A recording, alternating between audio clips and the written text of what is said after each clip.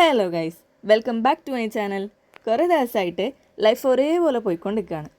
Work വീട്. So ഇന്ന് Sunday ആയതുകൊണ്ട് ഞാൻ വിചാരിച്ച് ഒന്ന് ട്രിപ്പ് പോയിട്ട് കുറച്ച് ഹരിതാപവും പച്ചപ്പും കണ്ടുവരാമെന്ന്.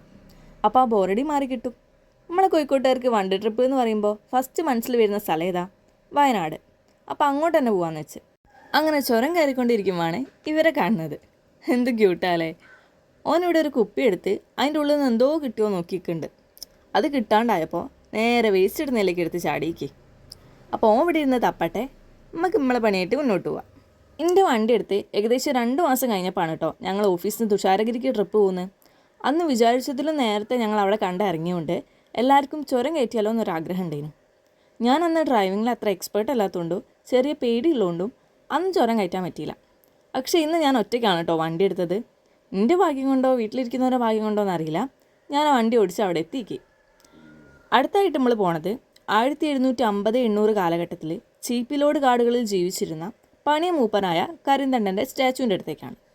താമരശ്ശേരി ചുരത്തിൻ്റെ ഉപജ്ഞാതാവായ ഇദ്ദേഹത്തെ ബ്രിട്ടീഷുകാർ കൊലപ്പെടുത്തുകയാണ് ചെയ്തത്. മൂപ്പൻ്റെ ആത്മാവ് ഈ ചങ്ങലയിൽ കുടികൊള്ളുന്നു എന്നതാണ് ഐതിഹ്യം. ഇന്നത്തെ ട്രിപ്പിന് ഒരു പ്രത്യേകത ഉണ്ട് കേട്ടോ. വയനാട്ടിലേക്കാണ് ട്രിപ്പെങ്കിലും വയനാട് തന്നെ എവിടെ പോകണമെന്ന് ഞങ്ങൾ കൺഫേം ആക്കിയില്ലേനു.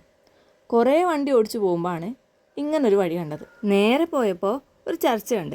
അവിടെ കയറി എൻ്റെ പരാതിയും പരിഭവവും ഒക്കെ പറഞ്ഞ് സമാധാനമായിട്ട് ഞങ്ങൾ അവിടെ നിന്ന് ഇറങ്ങി.